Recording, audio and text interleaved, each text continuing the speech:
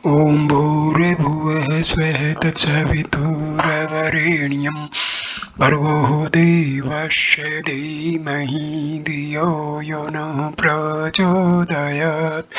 ओम शांति शांति शांति। नमस्ते मेरे प्रिय दोस्तों, मैं आपको एक बहुत ही विशेष वीडियो दे रहा हूँ। इसमें मृत्यु के बाद हमारा क्या होता है, इस रहस्य को बहुत ही उत्तम तरीके से समझाया गया है और वर्णन किया गया है। ये वर्णन किया है भारत के एक बहुत ही प्रसिद्ध तपोनिष्ठ ऋषि, चिंतक, दार्शनिक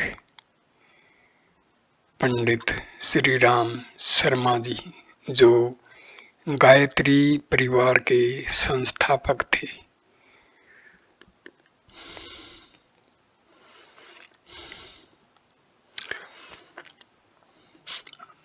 इसके लेखक हैं पंडित श्री राम शर्मा आचार्य। जीव अमर है, उसकी मृत्यु का कोई पर्सन ही उपस्थित नहीं होता। अविनाशी आत्मा सदा से है और सदा तक रहेगा। शरीर की मृत्यु को हम लोग अपनी मृत्यु मानते हैं, बस इसीलिए डरते और भयभीत होते हैं। यदि अंतःकरण को यह विश्वास हो जाए कि आज की तरह हमें आगे भी जीवित रहना है, तो डरने की बात नहीं रह जाती।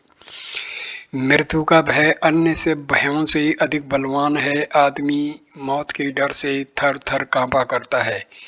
इसका कारण परलोक संबंधी अज्ञान है। इस पुस्तक में उस अज्ञान को हटाने का प्रयत्न किया गया है और उस जिज्ञासा की पूर्ति करने की चेष्टा की गई है, जिसमें मनुष्य अपने भविष्य के बारे में जानने के लिए आतुर रहता है।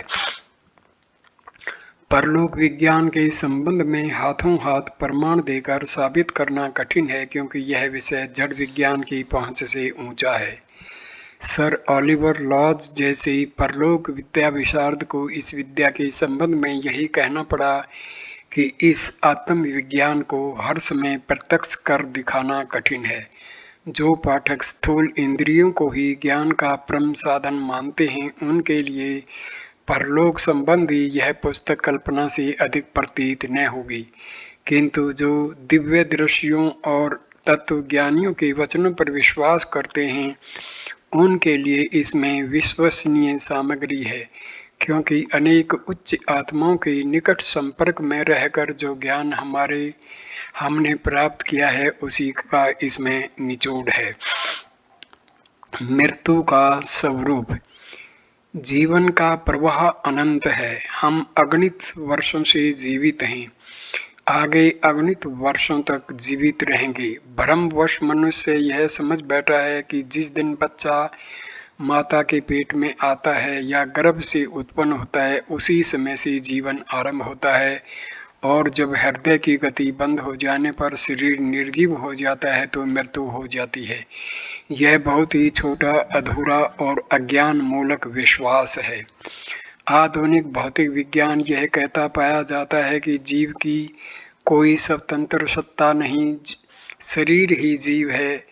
शरीर की मृत्यु के बाद हमारा कोई अस्तित्व नहीं रहता, परंतु बेचारा भौतिक विज्ञान स्वयं अभी बाला अवस्था में है। विद्युत की गति के संबंध में अब तक करीब 3 दर्जन सिद्धांतों का प्रतिपादन हो चुका है। हर सिद्धांत अपने से पहले मतों का खंडन करता है।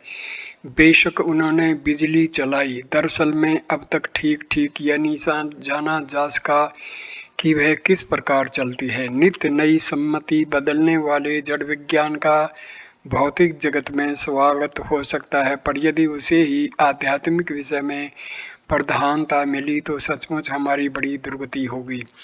एक वैज्ञानिक कहता है कि शरीर ही जीव है, दूसरा मृतात्मा आश्चर्यजनक कर्तव्यों को पूरी तरह चुनौती देता है और अपने पक्ष को प्रमाणित करके विरोधियों का मुख बंद कर देता है। तीसरे वैज्ञानिक के पास ऐसे अटूट प्रमाण मौजूद हैं जिनमें छोटे छोटे अबोध बच्चों ने अपने पूर्व जन्म के स्थानों को और संबंधियों को इस प्रकार पहचाना है कि उसमें पुनर्जन्म के विषय में किसी प्रकार के संदेह की गुंजाइश ही नहीं रहती। बालक जन्म लेते ही दूध पीने लगता है। यदि पूर्व स्मृति न होती तो वह बिना सिखाए किस प्रकार यह सब सीख जाता। बहुत से बालकों में अत्यल्प अवस्था में ऐसे अद्भुत गुण देखे जाते हैं जो प्रकट करते हैं कि यह ज्ञान इस जन्म का नहीं वरन पूर्व जन्म का है। जीवन और शरीर एक वस्तु नहीं है। जैसे कपड़ों को हम यथासमय बदलते रहते हैं, उसी प्रकार जीव को भी शरीर बदलने पड़ते हैं। तमाम जीवन भर एक कपड़ा पहना नहीं जा सकता, उसी प्रकार अनंत जीवन तक एक शरीर नहीं ठहर सकता। अतः उसे बार बार बदलने की आवश्यकता पड़ती है। स्वभावतः तो कपड़ा पुराना जीर्ण शीर्ण होने पर ही अलग किया जाता है, पर कभी कभी जल जाने, किसी चीज में उलझ कर फट जाने, चूहों के काट देने या अन्य कारणों से वह थोड़े ही दिनों में बदल देना पड़ता है। शरीर साधारणतः वृद्धावस्था में जीर्ण होने पर नष्ट होता है, परंतु यदि बीच में ही कोई आकस्मिक कारण उपस्थित हो जाए तो अल्पायु में भी शरीर त्यागना पड़ता है। मृत्यु किस प्रकार होती है, इस संबंध में तत्वदर्शी योगियों का मत है कि मृत्यु से कुछ समय पूर्व मनुष्य को बड़ी बेचैनी, पीड़ा और छटपटाहट होती है, क्योंकि सब नाड़ियों में से प्राण खींचकर एक जगह एकत्रित होता है, किंतु पुराने अभ्यास के कारण वह फिर उन नाड़ियों में खिसक जाता है, जिससे एक प्रकार का आघात लगता है। यही पीड़ा का कारण है। रोग, आघात या अन्य जिस कारण से मृत्यु हो रही हो तो उससे भी कष्ट उत्पन्न होता है। मरने से पूर्व प्राणी कष्ट पाता है, चाहे वह जवान से उसे प्रकट कर सके या न जबान से उसे प्रकट कर सके या न कर सके। लेकिन जब प्राण निकलने का समय बिल्कुल पास आ जाता है तो एक प्रकार की मूर्छा आ जाती है और उस अचेतना अवस्था में प्राण शरीर से बाहर निकल जाते हैं। जब मनुष्य मरने को होता है तो उसकी तमाम समस्त बाह्य शक्तियां एकत्रित होकर अंतर्मुखी हो जाती हैं और फिर स्थूल शरीर से बाहर निकल पड़ती हैं। पाश्चात्य योगियों का मत है कि जीव का सूक्ष्म शरीर बैंगनी रंग की छाया लिए शरीर से बाहर निकलता है। भारतीय योगी इसका रंग शुभ्र ज्योति स्वरूप सफेद मानते हैं। जीवन में जो बातें भूलकर मस्तिष्क के सूक्ष्म कोष्ठकों में सुषुप्त अवस्था में पड़ी रहती हैं, वे सब एकत्रित होकर एक साथ निकलने के कारण जागृत एवं सजीव हो जाती हैं। इसलिए कुछ ही अक्षण के अंदर अपने समस्त जीवन की घटनाओं को फिल्म की तरह देखा जाता है। इस समय मन की आश्चर्यजनक शक्ति का पता लगता है। उनमें से आधी भी घटनाओं के मानसिक चित्रों को देखने के लिए जीवित समय में बहुत समय की आवश्यकता होती है, पर इन अक्षणों वह बिल्कुल ही स्वल्प समय में पूरी तरह मानव पटल पर घूम जाती हैं। इस सब का जो सम्मिलित निष्कर्ष निकलता है वह सार रूप में संस्कार बनकर मृत आत्मा के साथ हो लेता है। कहते हैं कि यह घड़ी अत्यंत ही पीड़ा की होती है। एक साथ 1000 बिच्छुओं के दंश का कष्ट होता है। कोई मनुष्य भूल से अपने पुत्र पर तलवार चला दे और वह अधकटी अवस्था में पड़ा छटपटा रहा हो तो उस दृश्य को देखकर एक सहृदय पिता के हृदय में अपनी भूल के कारण प्रिय पुत्र के लिए ऐसा भयंकर कांड उपस्थित करने पर जो दारुण व्यथा उपजती है, ठीक वैसी ही पीड़ा उसमें प्राण अनुभव करता है, क्योंकि बहुमूल्य जीवन का अक्सर उसने वैसा सदुपयोग नहीं किया जैसा कि करना चाहिए था। जीव जैसी बहुमूल्य वस्तु का दुरुपयोग करने पर उसे उस समय मर्मांतक मानसिक वेदना होती है। पुत्र के कटने पर पिता को शारीरिक नहीं मानसिक कष्ट होता है, उसी प्रकार मृत्यु के ठीक समय पर प्राणी की शारीरिक चेतनाएं तो शून्य हो जाती हैं, पर मानसिक कष्ट बहुत भारी होता है। रोग आदि शारीरिक पीड़ा तो कुछ क्षण पूर्व ही, जबकि इंद्रियों की शक्ति अंतर्मुखी होने लगती है, तभी बंद हो जाती है। मृत्यु से पूर्व शरीर अपना कष्ट सह चुकता है। शरीर से या किसी आघात से शरीर और जीव के बंधन टूटने आरंभ हो जाते हैं। डाली पर से फल उस समय टूटता है जब उसका डंठल असमर्थ हो जाता है, उसी प्रकार मृत्यु उस समय होती है जब शारीरिक शिथिलता और अचेतनता आ जाती है। ऊर्ध्व रंध्रों में से अक्सर प्राण निकलता है। मुख, आंख, कान, नाक प्रमुख मार्ग हैं। दुष्ट वृत्ति के लोगों का प्राण मलमूत्र मार्गों से निकलता देखा जाता है। योगी ब्रह्मरंध्र से प्राण त्याग करता है। शरीर से जी निकल जाने के बाद वह एक विचित्र अवस्था में पड़ जाता है। घोर परिश्रम से थका हुआ आदमी जिस प्रकार कोमल शैया प्राप्त करते ही निद्रा में पड़ जाता है, उसी प्रकार मृत आत्मा को जीवन भर का सारा श्रम उतारने के लिए एक निद्रा की आवश्यकता होती है। इस नींद से जीव को बड़ी शांति मिलती है और आगे का काम करने के लिए शक्ति प्राप्त कर लेता है। मरते ही नींद नहीं आ जाती, वरन इसमें कुछ देर लगती है, प्राय 1 महीना तक लग जाता है। कारण यह है कि प्राणांत के बाद कुछ समय तक जीवन की वासनाएं प्रौढ़ रहती हैं और वे धीरे धीरे ही निर्बल पड़ती हैं। कड़ा परिश्रम करके आने पर हमारी शरीर का रक्त संचार बहुत ही तीव्र होता है और पलंग मिल जाने पर भी उतने समय तक जागते रहते हैं जब तक फिर रक्त की गति धीमी न पड़ जाए। मृत आत्मा स्थूल शरीर से अलग होने पर सूक्ष्म शरीर में प्रस्फुटित हो जाता है। यह सूक्ष्म शरीर ठीक स्थूल शरीर की ही बनावट का होता है। मृतक को बड़ा आश्चर्य लगता है कि मेरा शरीर कितना हल्का हो गया है।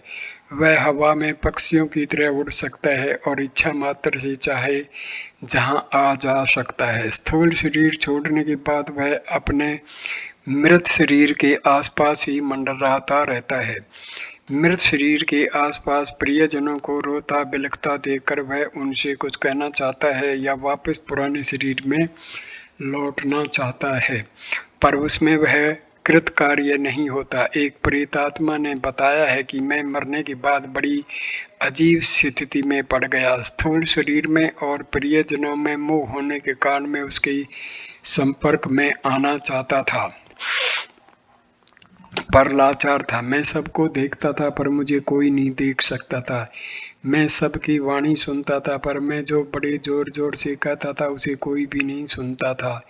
इन सब बातों से कुछ तो कष्ट होता था, कुछ अपने नवीन शरीर के बारे में खुशी भी थी कि मैं कितना हल्का हो गया हूँ और कितनी तेजी से चारों ओर उड़ सकता हूँ। जीवित अवस्था में मैं मौत से डरा करता था, यहाँ मुझे डरने लायक कुछ भी बात मालूम नहीं हुई।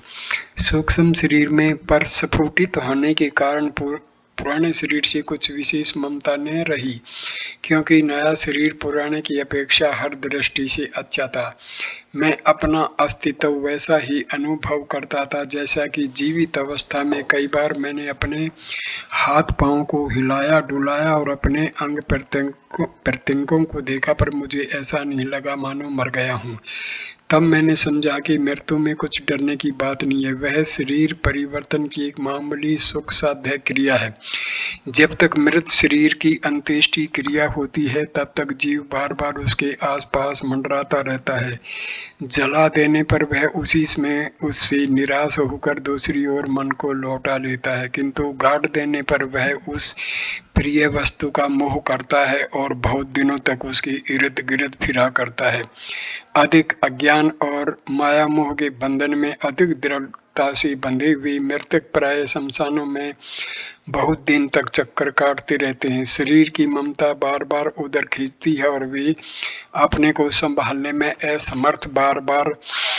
असमर्थ होने के कारण उसी के आसपास रुदन करते हैं। कई ऐसे होते हैं जो शरीर की अपेक्षा प्रियजनों से अधिक मोह करते हैं। वे मरघटों की बजाय प्रिय व्यक्तियों के निकट रहने का प्रयत्न करते हैं। बूढ़े मनुष्यों की वासनाएं स्वभावतः ढीली पड़ जाती हैं, इसलिए वे मृत्यु के बाद बहुत जल्दी निद्राग्रस्त हो जाते हैं, किंतु वे तरुण जिनकी वासनाएं प्रबल होती हैं बहुत काल तक विलाप करते फिरते हैं। खास तौर से वे लोग जो अकाल मृत्यु, अपघात या आत्महत्या से मरे होते हैं, अचानक और उग्र वेदना के साथ मृत्यु होने के कारण स्थूल शरीर के बहुत से परमाणु सूक्ष्म शरीर के साथ मिल जाते हैं। इसलिए मृत्यु के उपरांत उनका शरीर कुछ जीवित, कुछ मृतक, कुछ स्थूल, कुछ सूक्ष्म सा रहता है।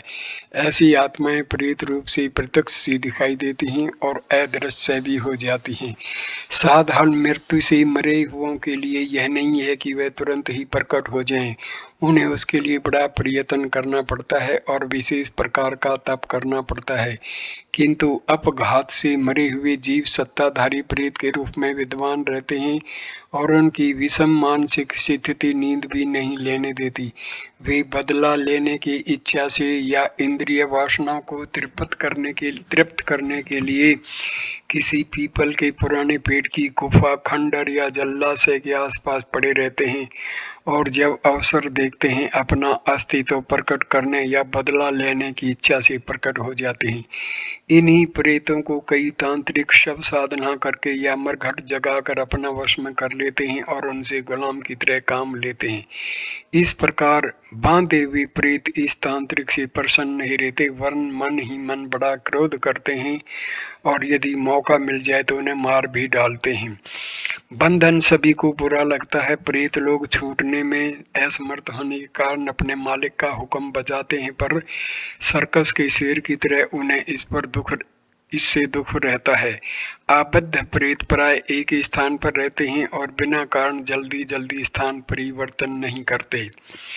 साधारण वासनाओं वाले, प्रबुद्ध चित्त और धार्मिक वृत्ति वाले मृतक अंत्येष्टि क्रिया के बाद फिर पुराने संबंधी से रिश्ता तोड़ देते हैं और मन को समझाकर उदासीनता धारण कर लेते हैं। उदासीनता आते ही उन्हें निद्रा आ जाती है और आराम करके नई शक्ति प्राप्त करने के लिए निद्राग्रस्त हो जाते हैं। यह नींद तंद्रा कितने समय तक रहती है, इसका कुछ निश्चित समय नहीं है। यह जीव की योग्यता के ऊपर निर्भर है। बालकों और मेहनत करने वालों को अधिक नींद चाहिए, किंतु बूढ़े और आराम तलब लोगों का काम थोड़ी देर सोने से ही चल जाता है। आमतौर से 3 वर्ष की निद्रा काफ़ी होती है। इसमें से 1 वर्ष तक बड़ी गहरी निद्रा आती है, जिससे कि पुरानी थकान मिट जाए और सूक्ष्म इंद्रियां संवेदनाओं का अनुभव करने के योग्य हो जाएं। दूसरे वर्ष उसकी तंद्रा भंग होती है और पुरानी गलतियों के सुधार तथा आगामी योग्यता के संपादन का प्रयत्न करता है। तीसरे वर्ष नवीन जन्म धारण करने की खोज में लग जाता है। यह अवधि एक मोटा हिसाब है। कई विशिष्ट व्यक्ति 6 महीने में ही नवीन गर्भ में आ गए हैं, कईयों को 5 वर्ष तक लगे हैं। प्रेतों की आयु अधिक से अधिक 12 वर्ष समझी जाती है। इस प्रकार 2 जन्मों के बीच का अंतर अधिक से अधिक 12 वर्ष हो सकता है। परलोक कैसा है? यह अन्यत्र बताया गया है कि परलोक का दूरी से कुछ भी संबंध नहीं है। अक्स किरणें एक्सरेज ठोस पदार्थों को चीरती हुई पार हो जाती हैं। हमें दीवार का पर्दा तोड़ना मुश्किल मालूम पड़ता है, पर एक्सरे किरणों के लिए यह पर्दा कुछ नहीं के बराबर है। गर्मी और सर्दी का प्रभाव बहुत अंशों में बाहरी प्रतिबंधों को तोड़कर भीतर चला जाता है। इसी प्रकार सूक्ष्म तत्वों के लिए स्थूल वस्तुओं के कारण कुछ बाधा नहीं पड़ती। हवा का समुद्र पृथ्वी के चारों ओर भरा हुआ है, पर हम उसे चीरते हुए जहाँ फिरते हैं, हमें वह भान भी नहीं होता कि हम हवा के बीच में इसी प्रकार भागदौड़ कर रहे हैं जैसे पानी में मछली। संभव संभव है कि मछली भी पानी में ऐसे ही स्वतंत्र घूमती हो जैसी हम हवा के समुद्र में घूमते हैं। मृत आत्माएं सूक्ष्म तत्वों की बनी हुई हैं, इसलिए वे इत्थर तत्व की भांति चाहे जहां आ जा सकती हैं। उसके निवासी स्वेच्छा अनुसार चाहे जहां भूमि, जल, पर्वत, ग्रह, नक्षत्र आदि के बीचों बीच या ऊपर नीचे भी रह सकते हैं और अपने रहने के लिए सब प्रकार की सुविधा वहां उत्पन्न कर सकते हैं। यह जानना चाहिए कि मृत प्राणी के साथ उसके विचार, स्वभाव, विश्वास और अनुभव भी जाते हैं। घरों में रहने के, कपड़े पहनने, भोजन करने आदि की क्रियाएं जीवित मनुष्यों को जीवन भर करनी पड़ती हैं, इसलिए उनकी यह विश्वास सुदृढ़ हो जाते हैं। यह बात एक साधारण मनुष्य के विचारों के बाहर की है कि कोई मनुष्य बिना घर, वस्त्र और भोजन के भी रह सकता है।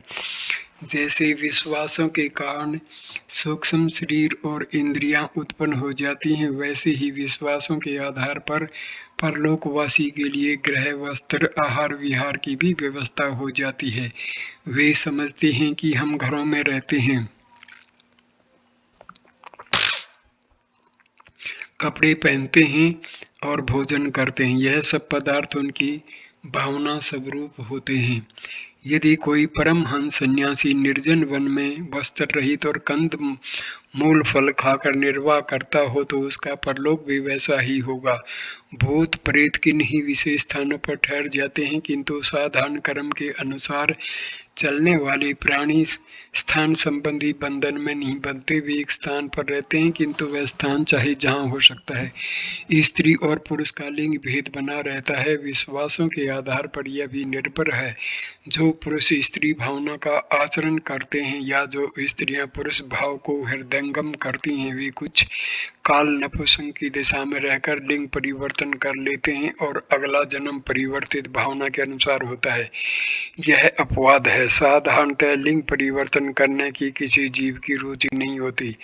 शरीर संबंधी अयोग्यताएं परलोक में हट जाती हैं और वे प्राय तरुण दशा को प्राप्त हो जाते हैं, क्योंकि यह अयोग्यताएं मन की नहीं वरन एक शरीर में भी कुछ समय की हैं। इसलिए इन शारीरिक अयोग्यताओं का मन पर अधिक प्रभाव नहीं पड़ता।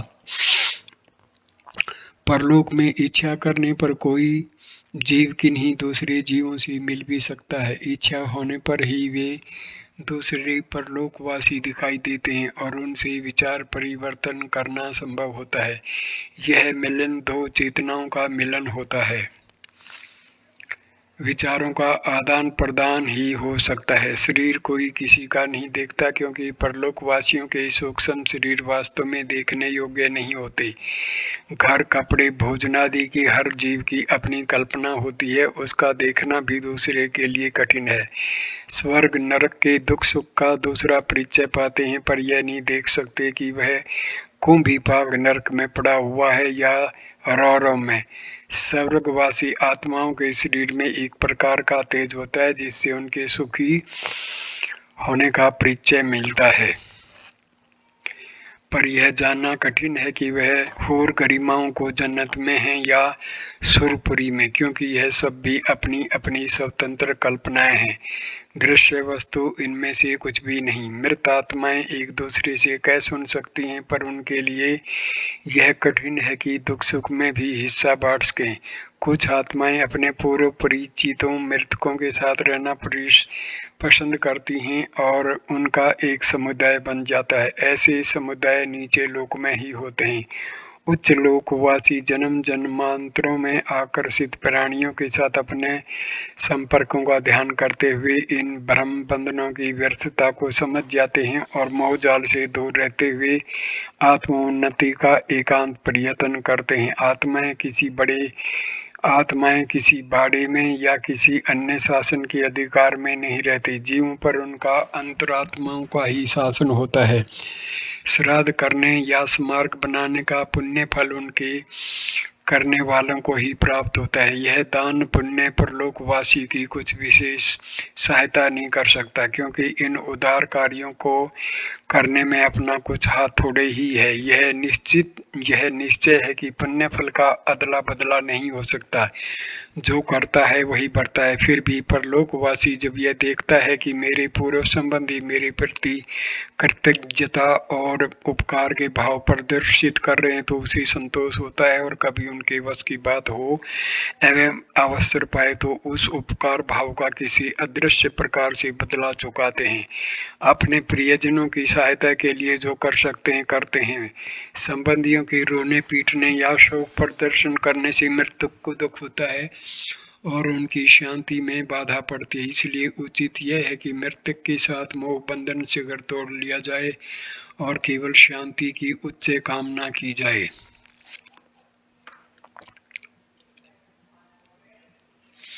इस वीडियो को मैं यहीं विराम देता हूँ। अगला वीडियो शुरू करूँगा स्वर्ग नरक का वर्णन। धन्यवाद मेरे दोस्तों, ये वीडियो देखने के लिए आपका धन्यवाद।